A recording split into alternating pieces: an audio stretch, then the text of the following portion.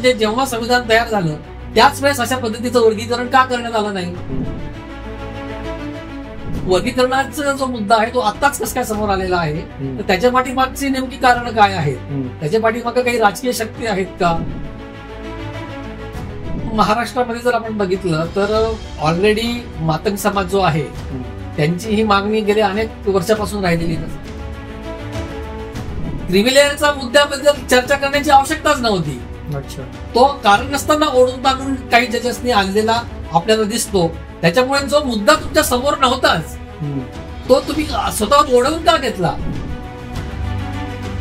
परंतु तुम्हाला असं कधी जाणवलं नाही की म्हणजे भिल्ल समाज आणि भिल्ल समाजाने जास्त फायदा घेतला आणि गोंड समाजाने कमी घेतला असं मला काही दिसलं नाही. त्या लग्नाच्या जाहिरातीमध्ये लिहिलं असतं SC ST सॉरी प्लीज. आता SC ST सॉरी प्लीज हे जस्टिस गवई साहेब यांना पण लागू आहे, यांच्या कुटुंबातील फॅमिलीतील मुला मुलींना पण हे लागू आहे.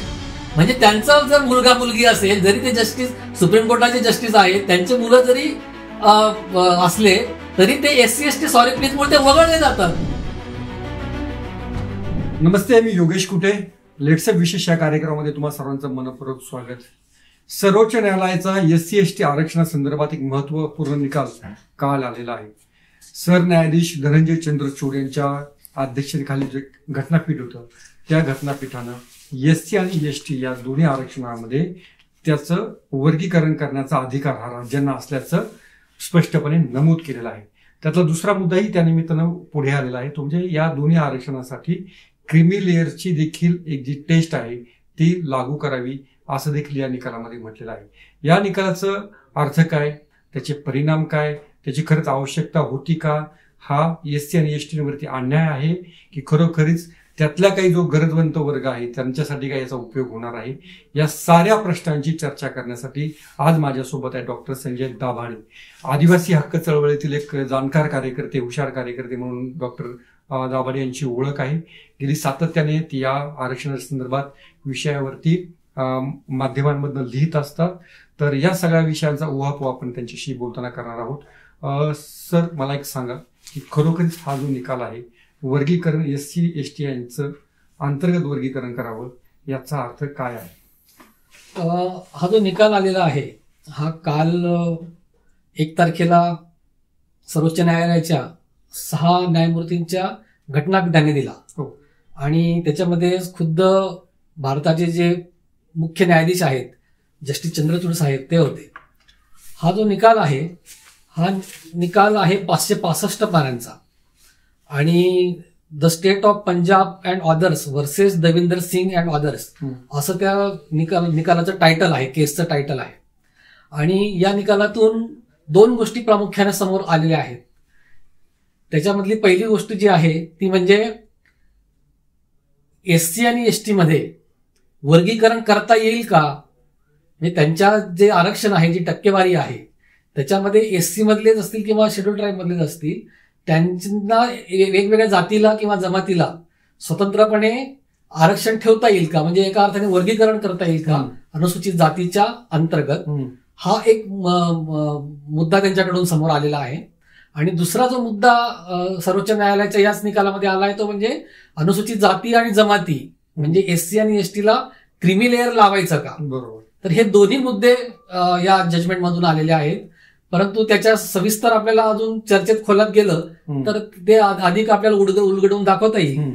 परंतु प्रामुख्याने हे जे जजमेंट आलं ज्याच्यामध्ये वर्गवारी जी करण्यात आलेली आहे, म्हणजे वर्गवारीला एका अर्थाने मान्यता देण्याचं सूत्र या निकालातून समोर आलेलं आहे.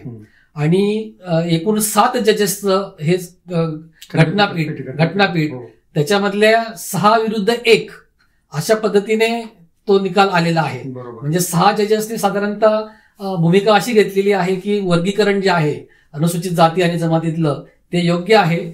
फक्त जस्टिस बेला त्रिवेदी जे आहेत त्यांचं फक्त डिसेंटिंग जजमेंट आलेलं आहे, त्याला विरोध करणारा जजमेंट त्यांचं स्वतंत्र आलेलं आहे. अशा पद्धतीने एकूण 7 जजेसचं जजमेंट आहे. हो, पण याचं कारण काय? ते जजमेंट आपल्याला ती सगळी पार्श्वभूमी माहिती होती आपल्याला. याचं कारण काय की जे न्यायालयानं हे वर्गीकरण करण्याचा जो काही अधिकार राज्यांना दिलेला आहे किंवा तो प्राप्त झालेला आहे, तर याच्यामुळे जो एक SC किंवा ST एक कोहेजिन एक होमोजिनियस एक कॅटेगरी गृहीत धरलेली होती, त्याच्यामध्ये फूट पडेल का? हो, साहजिकच पडणार आहे. या फुटीची सुरुवात पूर्वीपासूनच झालेली आहे. ज्याला आपण social and political fault lines ज्या असतात त्या आहेतच. म्हणजे अनुसूचित जातीमध्ये आहेत, अनुसूचित जमातीमध्ये काही त्या प्रमाणात नाही आहेत, परंतु अनुसूचित जातीमध्ये मोठ्या प्रमाणात आपल्याला असं दिसतं की काही ज्या जाती आहेत त्यांना काही विशिष्ट सामाजिक किंवा सांस्कृतिक किंवा आणि आर्थिक परिस्थितीमुळे त्या जातींनी किंवा त्या जात समूहांनी मोठ्या प्रमाणामध्ये संधी घेण्याचा प्रयत्न केला. शिक्षण घेतलं, नोकऱ्यांमध्ये जाण्याचा प्रयत्न केला. त्या प्रमाणामध्ये इतर याच अशा कारणास्तव म्हणजे सामाजिक, आर्थिक आणि सांस्कृतिक कारणास्तव इतर जातींना तेवढा त्याचा फायदा घेता आला नाही. ही जी एक साधारणतः एक विषमता त्या निमित्ताने उद्भवली, त्याला ऍड्रेस करण्यासाठी, त्याला तोंड देण्यासाठी साधारणतः 1975 मध्ये ग्यानी जैलसिंग हे ज्यावेळेस पंजाबचे मुख्यमंत्री होते त्यावेळेस त्यांनी तिथं मजबी शीख आणि वाल्मिकी या 2 अतिमागास शेड्यूल कास्ट मधल्या समाजांसाठी, जातींसाठी एक स्वतंत्र आरक्षण टक्केवारी त्या ठिकाणी अधोरेखित केली. आणि पुढे मग तो पायंडा पडला आणि आंध्र प्रदेशमध्ये पण तसं करण्यात आलं. परंतु दरम्यानच्या काळामध्ये 2004 मध्ये चेन्नैया म्हणून जजमेंट आलं आणि चेन्नैया जजमेंटने सांगितलं की अशा पद्धतीचं जे वर्गीकरण आहे, जे पंजाबमध्ये झालं किंवा आंध्र प्रदेशमध्ये झालं, त्याच्यामध्ये हे वर्गीकरण चुकीचं आहे. कलम 341 जे आहे भारतीय संविधानातलं, ते पार्लमेंटला आणि प्रेसिडेंटला अधिकार देतात की कुठल्या जाती किंवा जमातीचा समावेश हा शेड्यूल कास्टमध्ये किंवा 342 नुसारच शेड्यूल ट्राईबमध्ये करायचा, याचं ते अधिकार देतं. तर चेन्नैया जजमेंटमध्ये सुप्रीम कोर्टाच्या 5 जजेसनी अशी भूमिका घेतली की अशा पद्धतीनं राज्य सरकारनी किंवा राज्य संस्थेनी, शासन संस्थेनी अशा पद्धतीने फेरफार करणं, जी यादी प्रेसिडेंटच्या आणि पार्लमेंटच्या मान्यतेने तयार झाली शेड्यूल कास्टची, त्याच्यामध्ये कोणत्याही प्रकारचं टिंकरिंग, त्याच्यामध्ये कोणत्याही प्रकारचा हस्तक्षेप करण्याचा अधिकार हा राज्य संस्थेला नाही. अशा पद्धतीची त्यांची भूमिका होती आणि तो निकाल आला आणि त्याच्यामुळे आंध्र प्रदेशचं असेल किंवा पंजाबमधलं जे वर्गीकरण आहे ते अनकॉन्स्टिट्युशनल ठरलं. पुढच्या टप्प्यामध्ये ते ठरलं, 2014 मध्ये ते ठरवण्यात आलं. बरोबर. या निकालाचं तुम्ही स्वागत करता की विरोध करता? हा म्हणजे ब्लॅक अँड व्हाईट स्वरूपामध्ये या निकालाकडे बघता येणार नाही. म्हणजे स्वागत करायचं किंवा त्याचा विरोध करायचा असा हा मुद्दा नाहीये. हा अधिक गुंतागुंतीचा मुद्दा आहे. आता पहिला मुद्दा जर आपण वर्गीकरणाच्या संदर्भात घेतला तर एका अर्थाने जे समाजातले शेड्यूल कास्ट मधलेच असतील, जे अधिक वंचित घटक आहेत, त्यांना त्यांच्यापर्यंत न्याय पोचावा अशा पद्धतीची भूमिका घेऊन हे जजमेंट येतं. परंतु त्याच वेळेस जर अशा पद्धतीची जर भूमिका जे संविधानकर्ते आहेत त्यांची जर असती तर त्याच वेळेस पूर्वी म्हणजे जेव्हा संविधान तयार झालं त्याच वेळेस अशा पद्धतीचं वर्गीकरण का करण्यात आलं नाही? मग वर्गीकरणाचा जो मुद्दा आहे तो आत्ताच कसं काय समोर आलेला आहे? तर त्याच्या पाठीमागची नेमकी कारण काय आहेत?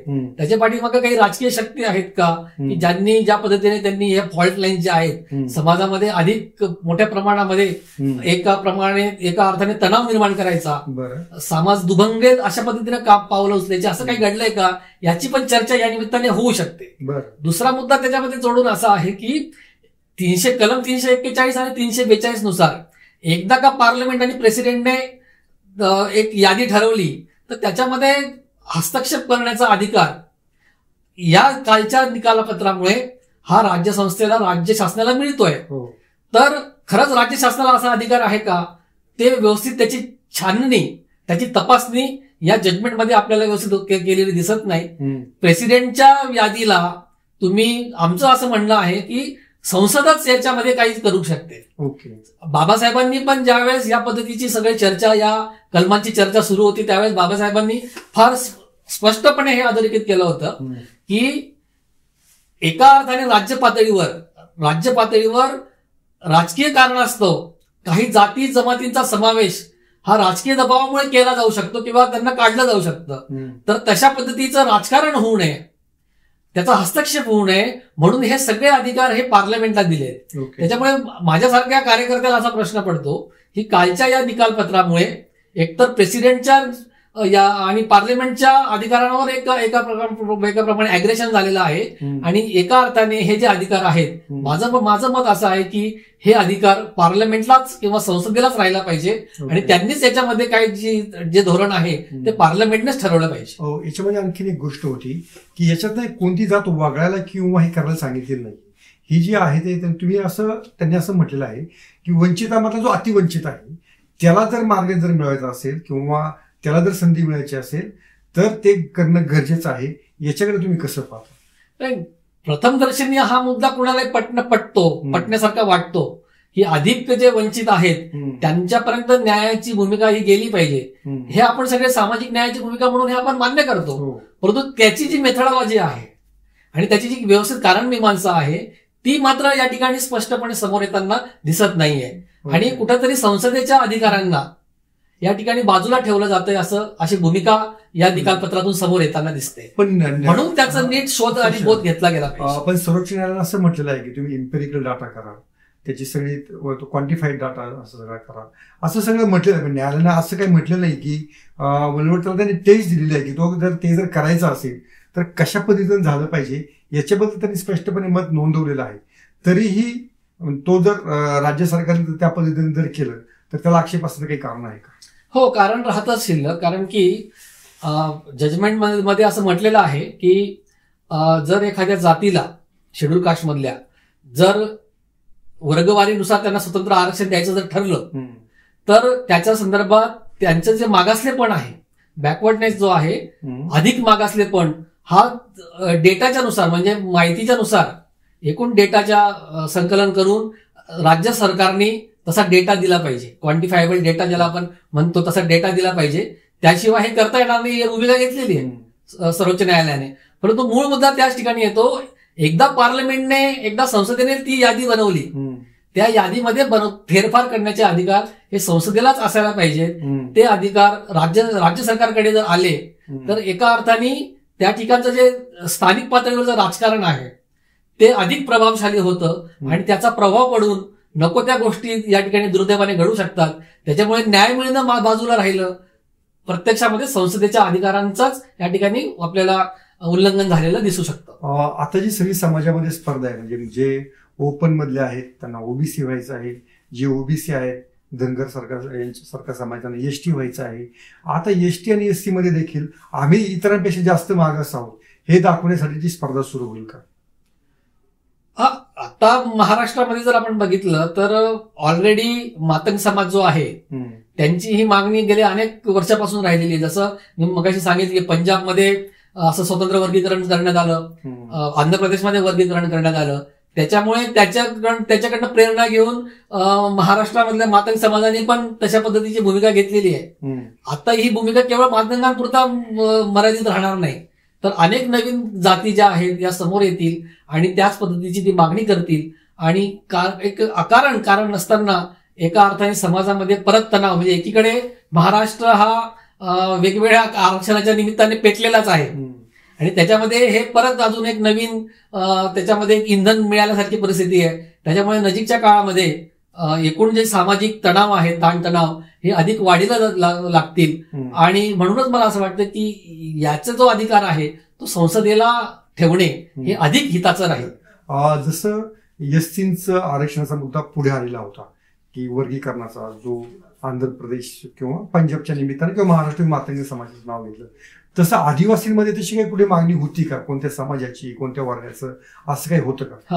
हा अतिशय महत्वाचा प्रश्न आहे. हा एक फरक आहे. अनुसूचित जातीमध्ये समजा महाराष्ट्रामध्ये पूर्वाश्रमीचे महार आणि मातंग असा एका अर्थाने आपल्याला एक तणाव दिसतो.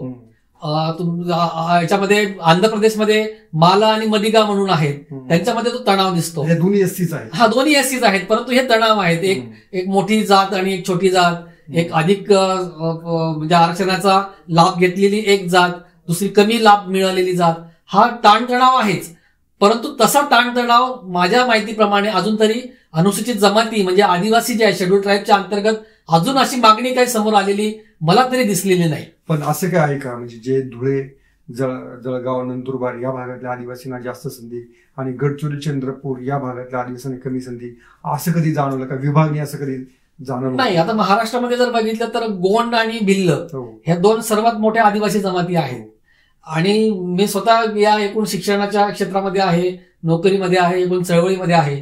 परंतु मला असं कधी जाणवलं नाही की म्हणजे भिल्ल समाज आणि भिल्ल समाजाने जास्त फायदा घेतला आणि गोंड समाजाने कमी घेतला असं मला काही दिसलं नाही. थोडंफार फरक असू शकतो की महाराष्ट्रामध्ये वेगवेगळे जे रिजन्स आहेत त्याच्यामुळे थोडंसं कमी जास्त होऊ शकतं. परंतु फार सिग्निफिकंट म्हणजे लक्षणीय अशा पद्धतीचा एक विषमता अशामध्ये मला दिसत नाही आदिवासींच्या अंतर्गत. आणि त्याच्यामुळे ज्या पद्धतीने शेड्यूल कास्टमध्ये आपल्याला ताणतणाव दिसतो, विशेष मागास प्रवर्ग होण्याच्यासाठी एक मागणी ती पुढे येताना दिसते, तशी मागणी आदिवासींमध्ये अजून तरी समोर आलेली नाही. महाराष्ट्रात तरी आली कोणते उदाहरण तुमच्या नाही. याच्यामध्ये आणखीन एक गोष्ट आहे की जो न्याय ओबीसीसाठी आहे, महाराष्ट्र तर तसं आहेच ते की ओबीसीचा प्रत्येक जातींचा ब क ड ई असं आपल्याकडे वर्गीकरण झालेलं आहे. तर त्या पद्धतीचं वर्गीकरण एससी आणि एसटी मध्ये नजीकच्या काळामध्ये काही या निकालांमुळे होऊ शकतं. हो. आता जर तुम्ही म्हणतात तुमचा एक मुद्दा मान्य केला की संसदेकडे ते अधिकार हवे आहे, पण आता त्याच्या पुढे आता प्रकरण थोडंसं पुढे गेलेलं असं दिसतंय एकूण सगळं. आता त्याच्यावर कोणी रिव्ह्यू पिटिशन वगैरे करेल तो मुद्दा वेगळा, पण असं काही महाराष्ट्रामध्ये मग होऊ शकेल का? आता हे तर गोष्ट स्पष्टच आहे की एका अर्थाने याला ग्रीन सिग्नल मिळालेला आहे या वर्गीकरणाला, आणि त्यालाच कोणीतरी चॅलेंज करेल म्हणजे रिव्ह्यू पिटिशन दाखल केलं जाईल. आता त्या काही जर संघटनांनी म्हटलेलंच आहे की आम्ही रिव्ह्यू पिटिशन दाखल करू, पुनर्विचार याचिका दाखल करू. परंतु आत्ताच्या आज रोजी जर आपण बघितलं तर हे वर्गीकरण हे कालच्या निकालपत्रामुळे कायदेशीर झालेलं आहे. बरं. त्याला संविधानिक आधार मिळालेला आहे. त्याच्यामुळे वर्गीकरण आता होणार आहे. ही एका अर्थाने जोपर्यंत सर्वोच्च न्यायालय कालच्या निकालाचा पुनर्विचार करत नाही तोपर्यंत ही प्रक्रिया थांबणार नाही. त्याच्यामुळे आता ही प्रोसेस सुरू झालेली आहे, ही प्रक्रिया सुरू झालेली आहे असं म्हणायला आता वाव आहे. याच्यातनं आदिवासी समाजाची काय प्रतिक्रिया, म्हणजे तुमचं काही बोलणं झालं का काही कार्यकर्त्यांशी, किंवा तुमचं स्वतःचं मत काय की याची आवश्यकता एससीबरोबर एसटीची पण आवश्यकता होती का? हा, म्हणजे मी मगाशी सांगितलं त्याप्रमाणे की अनुसूचित जमाती आदिवासीच्या अंतर्गत अजून तरी तसा ताणतणाव समोर आलेला नाही, अशी मागणी समोर आलेली नाही. परंतु एक अस्वस्थता काल 2 दिवसापासून जे आम्ही चर्चा करत आहोत, वेगवेगळ्या सोशल मीडियाच्या माध्यमातून जे संपर्क अलीकडे लवकर होतात, त्याच्यामधून एक चिंता जाणवते की कारण नसताना आपल्यातल्या आज महाराष्ट्रामध्ये 45 आदिवासी जमाती आहेत.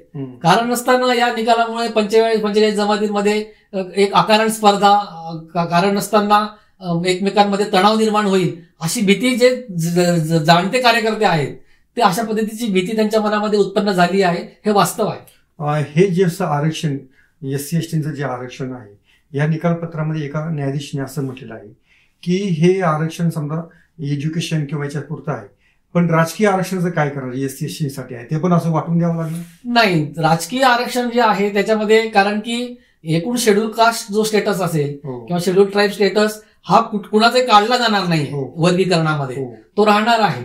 तर राजकीय आरक्षणामध्ये याचा काही प्रतिबिंब, याचा काही परिणाम होणार नाही. महाराष्ट्रामध्ये 5 एसटीच्या जागा आहेत, तर असं काही होऊ शकेल का? म्हणजे असं एक भीती आहे, किंवा समजा तो मुद्दा आपल्याला टाळायचा जर ठरला, म्हणजे 5 पैकी मग 2 भिल्लांना द्या, 2 इतरांना द्या, असं काही इथपर्यंत असं अजूनपर्यंत ही चर्चा नाहीये कुठेच. तशी घडण्याची शक्यता दिसत नाही. हे प्रामुख्याने नोकरी आणि शिक्षणामधल्या आरक्षणाच्या संदर्भात हा मुद्दा आता तरी दिसतो आहे. भविष्यामध्ये तो त्या दिशेने कदाचित जाऊ शकतो. ओके. याचा जो सगळ्यात आणखीन आलेला महत्वाचा मुद्दा तो म्हणजे क्रिमी लेअरचा, जे क्रिमी लेअर ईडब्ल्यूएस साठी, म्हणजे ईडब्ल्यूएस त्यासाठीच आहे, आणि ओबीसी. तर ओबीसीना क्रिमी लेअर लागू होतं. पहिल्यांदा क्रिमी लेअर एससी एसटीला लागू करण्याची चर्चा न्यायालयात झालेली आहे, त्याला बऱ्यापैकी पाठिंबा मिळालेला आहे. तर या क्रिमी लेअरच्या सूत्राकडे तुम्ही कसं पाहता? क्रिमी लेअरचं जे सूत्र आहे, जर आपण मंडल आयोगाचा सगळा इतिहास बघितला तर मंडल आयोग व्हीपी सिंग जेव्हा पंतप्रधान होते त्यावेळेस मंडल आयोग आला, आणि त्याच्यानंतर त्या मंडल आयोगाचा जो निर्णय आहे त्याला सर्वोच्च न्यायालयामध्ये चॅलेंज करण्यात आले. इंदिरा साहनी निकालपत्र त्याला म्हणतात. तर इंदिरा साहनी निकालपत्रामध्ये ही चर्चा आली. इंदिरा साहनी हे जे केस होती त्याच्यामध्ये 9 जजेस होते. 9 जजेसचं हे घटनापीठ होतं. त्याच्यात महाराष्ट्राचे जस्टिस पी.बी. सावंत साहेब होते. तर त्या निकालपत्रामध्ये ही चर्चा पहिल्यांदा आली क्रिमी लेअरची, की याला काही मीन्स टेस्ट, याला म्हणतो मीन्स टेस्ट किंवा क्रीमी लेअरचं लावायचं का, तर अशा पद्धतीने मग ओबीसींना ते लावायला पाहिजे. केवळ ते आर्थिक निकषावर अर्थात नाहीये, त्याला अनेक पॅरामीटर्स आहेत क्रीमी लेअरसाठी. ते पॅरामीटर्स पूर्ण करणे आणि त्याच्यातला एक घटक मग आर्थिक निकष आहे. बरोबर. तर तो ओबीसींना लावण्यात आला. परंतु एक गोष्ट या ठिकाणी मी अधोरेखित करू इच्छितो की इंदिरा साहनी जजमेंटमध्ये न्यायमूर्तींनी जस्टिस जीवन रेड्डी जे आहेत ते आहेत आणि अजून इतरही न्यायमूर्तींनी ही भूमिका स्पष्ट त्या ठिकाणी अधोरेखित केलेली आहे की क्रीमी लेअरचा जो मुद्दा आहे हा फक्त ओबीसींपुरता मर्यादित आहे. त्याचा आणि एससी एसटीचा काही संबंध नाही. एससी एसटीला याच्यामध्ये आणण्याचं कारण नाही अशी स्वयंस्पष्ट भूमिका इंदिरा साहनीच्या 9 जजेसच्या घटनापीठाच्या निकालामध्ये अधोरेखित झालेली आहे. त्याच्यामुळे आता अचानकपणे म्हणजे मुद्दा असा आहे की ही जी संपूर्ण चर्चा आहे म्हणजे कालचा जो निकाल आलेला आहे ती जी केस आहे ती प्रामुख्याने चेन्नैया जे जजमेंट आलं त्याच्या पुनर्विचारासाठी होती. चेन्नैया जजमेंटचा पुनर्विचार करावा आणि चेन्नैया जजमेंटमध्ये कुठंही क्रीमी लेअरचा मुद्दा नाहीये. त्याच्यामुळे आणि 5 जजेसनी हा निर्णय घेतला होता 2020 साली. जस्टिस मिश्रांच्या घटनापीठाने तो निर्णय घेतला होता की हे प्रकरण आपल्याला 7 जजेसकडे द्यावं लागेल. बरोबर. कारण की चिन्नैया हे 5 जजेसचं आलं. तर ते देताना फक्त चिन्नैयाचा पुनर्विचाराचा मुद्दा होता. चिन्नैयामध्ये तुम्हाला कुठेही क्रीमी लेअरची चर्चा दिसत नाही. मग अचानकपणे क्रीमी लेअरचा मुद्दा या ठिकाणी आलाच कसा, कालच्या जजमेंट मुद्दा आला कसा, मुद्दा आला कसा, येण्याची गरजच नव्हती. म्हणजे क्रीमी लेअरचा मुद्द्याबद्दल चर्चा करण्याची आवश्यकताच नव्हती. अच्छा.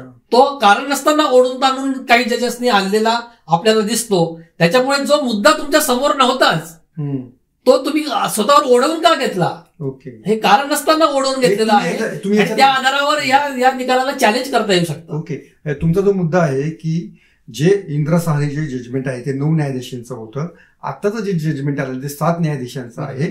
त्यामुळं 9ची संख्या जास्त असल्यामुळे हे जे 7 जजेंचं निर्णय आहे कालचा तो लागू होणार नाही असं तुमचं मत आहे. तो एक भाग झाला. परंतु मुद्दा त्याच्यातला महत्वाचा असा आहे की जर एखादा विषय जर न्यायालयासमोर नाहीच आहे तो तुमचं क्षेत्रच नाही, तुमच्या ज्याच्यामध्येच नाहीये, तर तुम्ही त्याच्याबद्दल भाष्य करण्याचं कारणच नाही. तुमच्या समोर विषय होता की वर्गीकरणाचा विषय होता. चेन्नैया निकालपत्र 2004चं आणि वर्गीकरण हा विषय होता, त्याच्याबद्दलच बोलणं आवश्यक होतं. क्रीमी लेअरचा मुद्दा हा कारण नसताना समोर कोर्टाने आणला आणि त्याच्यावर नको ते भाष्य केलं. ओके. यातली जी गोष्ट आहे ज्यांनी ज्या प्रामुख्यानं या जजमेंटमध्ये जे क्रीमी लेअर बद्दल लिहिलं ते भूषण गवळी, ते महाराष्ट्राचेच आहेत आणि ते देखील मला वाटतं दलित समाजातूनच ते येतात. त्यामुळे त्यांनी केलेली टिप्पणी महत्वाची वाटते की ज्यांनी आरक्षणाचा लाभ घेतलेला आहे, ज्यांनी उच्च पदस्थ IAS IPS झालेले आहेत, त्यांची मुलांना मग पुन्हा आरक्षणाची संधी का, असा त्यांचा सवाल आहे. तर हा सवाल तुम्हाला कसा वाटतो? जस्टिस भूषण गवई साहेबांचं जे जजमेंट आहे त्याचं फार मोठं त्यांचं स्वतंत्र निकालपत्र आहे आणि त्यांना इतर 4 जजेसनी त्यांना पाठिंबा दिलेला आहे. बरोबर. म्हणजे तिथे पण 4 विरुद्ध 3 असं बहुमतच झालेलं आहे. जस्टिस चंद्रचूड साहेबांनी या क्रीमी लेअरचा ओझरता उल्लेख केलेला आहे. त्याच्यावर स्पष्ट अशी भूमिका जी आहे ती त्यांनी काही अधोरेखित केलेली नाही, त्याच्या ते भानगडीत पडलेले दिसत नाही. परंतु जस्टिस गवई साहेबांनी जो मुद्दा या ठिकाणी अधोरेखित करण्याचा प्रयत्न केलेला आहे की क्रीमी लेअर लावण्याचा SC STला, त्याच्यात त्यांनी सांगितलं की इंदिरा साहनीमध्ये हा जो मुद्दा आहे हा पुढे जर गेला असता तर SC STला सुद्धा ते आरक्षण लावता आलं असतं. अशा पद्धतीने त्या भूमिका त्या ठिकाणी घेताना दिसतात. परंतु मला असं वाटतं की हे जे आरक्षण आहे, सामाजिक आरक्षण, हे केवळ एखादी व्यक्ती पुढे जाते, मोठ्या नोकरीला जाते, IAS होते, कलेक्टर होते किंवा तुम्ही न्यायाधीश होता, याच्यावर ते अवलंबून नाही. ते एकूण त्या सामाजिक गटाचं जे सामाजिक मागासलेपण आहे तो त्याच्यातला महत्वाचा बिंदू आहे. आणि त्याच्यामुळे एखादी व्यक्ती पुढे गेली म्हणजे सगळं बदललं चित्र असं घडत नाही. याच्या ठिकाणी मी उदाहरण असं देईन, आपण जे जाहिराती रविवारच्या पेपरमध्ये जाहिराती येतात, मॅट्रिमोनियलच्या लग्नाच्या जाहिराती येतात,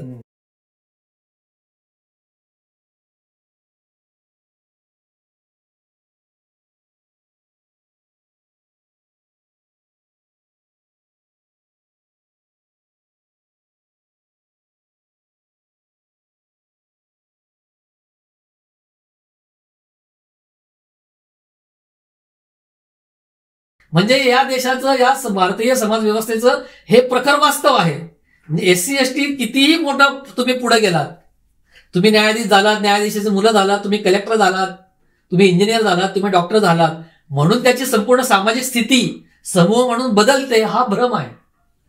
त्याच्यामुळे या गोष्टीचा विचार जस्टिस गवई साहेबांनी केलेला दिसत नाही आणि त्याच्यामुळे केवळ व्यक्ती पुढे जाते म्हणजे सगळं चित्र बदलतं, या भ्रमामध्ये ते पडल्यामुळे त्यांच्याकडून अशा पद्धतीचा निर्णय आलेला आहे आणि तो इंदिरा साहनी जजमेंटच्या अगेन्स्ट जाणारा आहे असं मला वाटतं. याच्यामध्ये दुसरी एक महत्वाची गोष्ट आहे की तुम्ही म्हणता सामाजिक जे आरक्षण आहे हे काही म्हणजे जो मुद्दा असतो आरक्षण समर्थक कार्यकर्त्यांचा की हे काही आर्थिक उन्नतीची चळवळ नाहीये, त्यामुळे याला क्रिमिलेअर वगैरे अशा काही भानगडींची आवश्यकता नाहीये. या मुद्द्याचं तुम्ही पुन्हा समर्थनच कराल की हा एक सामाजिक प्रतिष्ठेचा मुद्दा आहे, अॅट्रॉसिटीचा मुद्दा आहे, ज्या समाजानं हे झेललेलं आहे त्याला लगेच तुम्ही या आरक्षणाच्या स्पर्धेतून बाहेर काढताय असा एक मुद्दा आहे, तर त्याच्याकडे तुम्ही कसं पाहता? हा एकूण आरक्षण हा गरिबी हटावचा कार्यक्रम अजिबात नाही.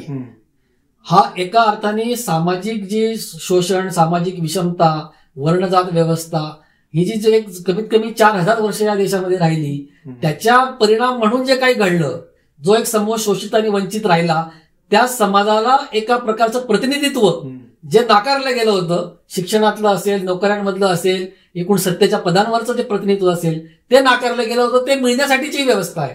आणि आत्ताशी कुठं ही पहिली किंवा दुसरी पिढी आत्ताशी याचा फायदा घेऊन पुढे येताना दिसते.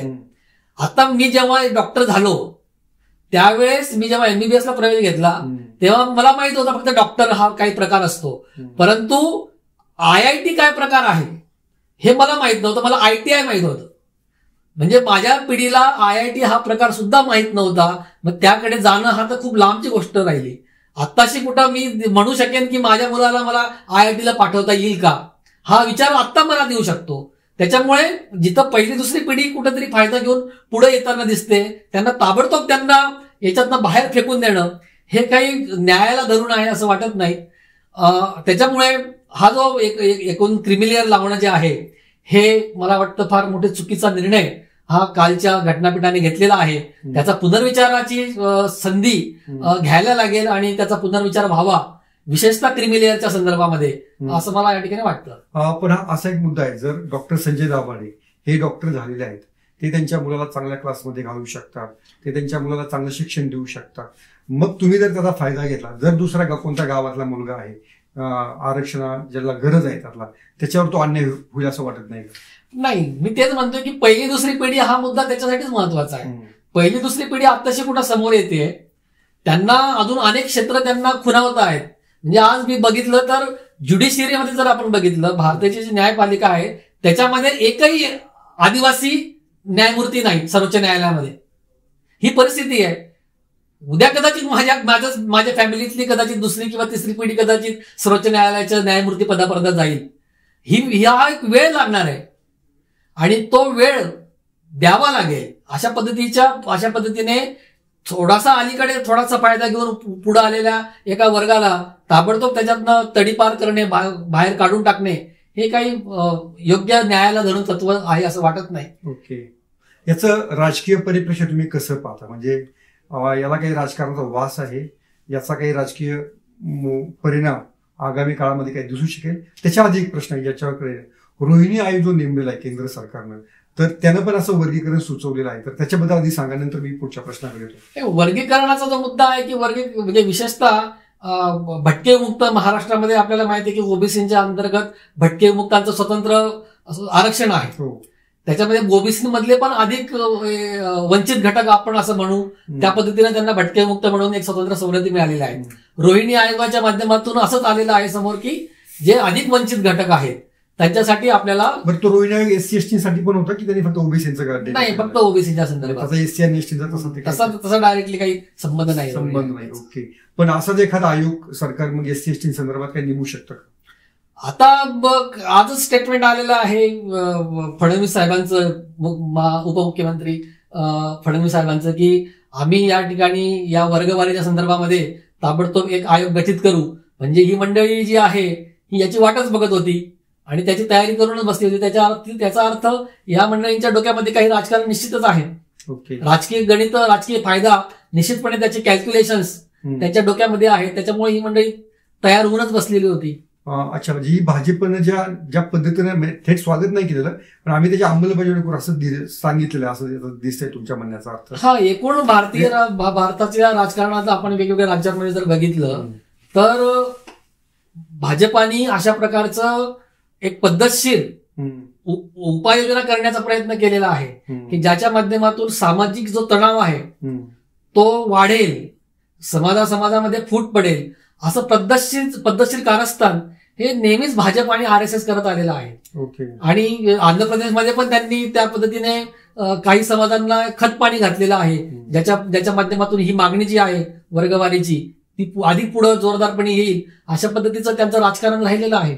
ओके, त्यामुळे तुम्हाला वाटतं भाजप म्हणजे फडणवीसांची जी अंमलबजावणीची घोषणा आहे किंवा आयोग नेमण्याची त्याकडे तुम्ही भाजपची पॉलिसी असं तुमचं म्हणणं आहे? भाजपाची सरळ पॉलिसी आहे. ओके, याबाबत काँग्रेस वगैरे यांचं काय म्हणणं असतं किंवा त्यांच्या नेत्यांचं तुमचं कसं डायलॉग आहे या विषयावरती? अजूनपर्यंत तरी काँग्रेसचं याच्या संदर्भातलं काही स्टेटमेंट मी तरी वाचलं नाही, आलं असेल तर मला माहित नाही. परंतु वर्गीकरणाच्या संदर्भामध्ये फारशी वेगळी भूमिका काँग्रेस घेईल असं वाटत नाही. तेलंगणामध्ये काँग्रेसचं सरकार आहे, तेलंगणामध्ये त्याचं स्वागत झालेलं आहे वर्गीकरणाचं. अच्छा, त्याच्यामुळे तेलंगणाच्या मधले जे काँग्रेसचे नेते आहेत त्यांच्या विरोधात काही भूमिका काँग्रेस घेईल असं वाटत नाही. काँग्रेस एका अर्थाने याचं स्वागत करेल असं मला वाटतंय. भाजपचं पाठिंबा, भाजपची मूळची भूमिका तशी आहे, हो, काँग्रेस स्वागत करेल असं तुमचं म्हणणं आहे. हो. मग हे संसदेमध्ये या निकालाला किंवा याबद्दलचा काही कायदा बनवेल, या निकालाला विरोध करेल असा काही कायदा बनेल असं तुम्हाला वाटत नाही? वर्गीकरणाच्या संदर्भात बनेल असं वाटत नाही. परंतु क्रिमिलेअरच्या संदर्भामध्ये ज्या पद्धतीने आपण बघतो की अनुसूचित जाती जमाती अॅट्रॉसिटीज कायदा जो आहे अत्याचार प्रतिबंधक कायदा, त्याच्यामध्ये सर्वोच्च न्यायालयाने काही गडबडी करून ठेवल्या होत्या मधल्या काळामध्ये. तर त्या गडबडी ते जे प्रॉब्लेम तयार करून ठेवले होते सर्वोच्च न्यायालयाने, ते दुरुस्त करण्यासाठी पार्लमेंटला पुढाकार घ्यावा लागला आणि काही गोष्टी कराव्या लागल्या. त्याच पद्धतीनं या क्रिमिलेअरच्या संदर्भामध्ये सुद्धा संपूर्ण देशभर अस्वस्थता आहे अनुसूचित जाती आणि जमातीमध्ये, आणि त्याच्यामुळे त्याची दखल राज्यकर्त्यांना घ्यावीच लागेल आणि त्याचं प्रतिबिंब एकतर या निकालाचा पुनर्विचार करावा, विशेषतः क्रिमिलेअरच्या संदर्भामध्ये, हा एक मुद्दा त्याच्यामध्ये राहील, किंवा मग एकूण संसदेला त्याच्याबद्दल घटना दुरुस्तीकडे जावं लागेल असं मला वाटतं. अशी जेव्हा आरक्षणासंदर्भातले जेव्हा निकाल येतात तर या निकालांमध्ये जजेसच्या काही प्रिव्हिलेजेसचा किंवा त्यांच्या पूर्वग्रहाचा काही परिणाम याच्यावरती पडतो अशा निकालांवरती? तुमचं काय, आपण टिप्पणी करतोय पण थोडं तुमचा एक अनुभव काय असतो साधारण? नाही, नक्कीच आहे. म्हणजे आपल्याकडे ती पद्धत नाहीये की जे जजेस आहेत, न्यायमूर्ती आहेत, त्यांचं सामाजिक, त्यांचं कल्चरल किंवा सांस्कृतिक बॅकग्राऊंड काय आहे, त्यांची कौटुंबिक पार्श्वभूमी काय आहे, या गोष्टींचा तपास आणि याची अभ्यास व्यवस्थित करण्याची पद्धत इतर काही देशांमध्ये आहे. सगळं बॅकग्राऊंड समजून घेणं आणि त्या जजेसच्या मानसिकतेवर काय परिणाम होत असेल अशा पद्धतीने विचार केला जातो, अभ्यास केला जातो. आणि हा खरोखर अभ्यासाचा विषय आहे, हा संशोधनाचा सुद्धा विषय आहे की, आणि भारतामध्ये विशेषतः जिथं वर्णजाती व्यवस्था आहे, स्त्रीदास्य आहे, अशा व्यवस्थेमध्ये जे काही प्रिव्हिलेज आहेत, म्हणजे आपल्याला माहिती आहे की गेले अनेक वर्ष एकाच फॅमिलीमधले न्यायमूर्ती पुन्हा पुन्हा येताना आपल्याला दिसत आहेत. ती फॅमिलीची परंपरा, जसं आपण राजकारणामध्ये म्हणतो की घराणेशाही, तशा पद्धतीची घराणेशाही ही याच्यामध्ये ज्युडिशियरीमध्ये, न्यायपालिकेमध्ये पण आपल्याला दिसते. ओके. आणि प्रिव्हिलेज जे म्हणजे याचं संपूर्ण ज्युडिशियरीचं भारतीय न्यायपालिकेचं स्वरूप हे सरळ सरळ उच्चवर्णीय आहे. आज तुम्हाला सर्वोच्च न्यायालयामध्ये एकही आदिवासी न्यायमूर्ती दिसत नाही. आदिवासींचं प्रमाण आहे 9% देशामध्ये, म्हणजे 9% पॉप्युलेशनला संधीच नाहीये. त्याच्यामुळे प्रिव्हिलेजेस आहेत, एक विशिष्ट समाजगटच तिथपर्यंत पोहोचतो आहे, आणि ते ज्या पार्श्वभूमीतनं ही मंडळी आली तो त्याचा परिणाम त्यांच्या निकालपत्रावर होऊ शकतो. हे तर आपल्याला दिसतं. याच्यामध्ये जातीय जनगणनेचा मुद्दा पुन्हा पुन्हा उपस्थित झाला. देशाच्या निवडणुकीच्या प्रचाराच्या काळात तो मुद्दा मोठ्या प्रमाणात पुढे आला. तर मग जातीय जनगणना याच्यावरती आता उत्तर आहे का? आता जेव्हा वर्गीकरणाचा मुद्दा समोर येतो आहे, वर्गीकरण जेव्हा करण्याचं एखादं राज्य सरकार ठरवेल किंवा पार्लमेंट सुद्धा ठरवेल, त्यावेळेस त्या जातीचा अभ्यास करावाच लागणार आहे. त्या जातीचं पॉप्युलेशन किती आहे, एकूण त्यांची लोकसंख्या किती आहे, टक्केवारी किती आहे त्यांचं सामाजिक मागासलेपण काय आहे, शैक्षणिक मागासलेपण काय आहे, हा सगळा डेटा हा जमवावा लागणारच आहे. त्याच्यामुळे एका अर्थाने जी काँग्रेसची किंवा राहुल गांधींची जी मागणी आहे की जातनिहाय जनगणना व्हायला पाहिजे, त्या मागणीला या कालच्या निकालामुळे बळ मिळालेलं आहे असं दिसतंय. तर हे होते डॉक्टर संजय दाभाडे. त्यांनी अतिशय सविस्तरपणे हा निकाल आणि त्याचे परिणाम आपल्याला समजून सांगितलेले आहेत. Doctor, thank you. लेट्स संवाद साधलेला. धन्यवाद.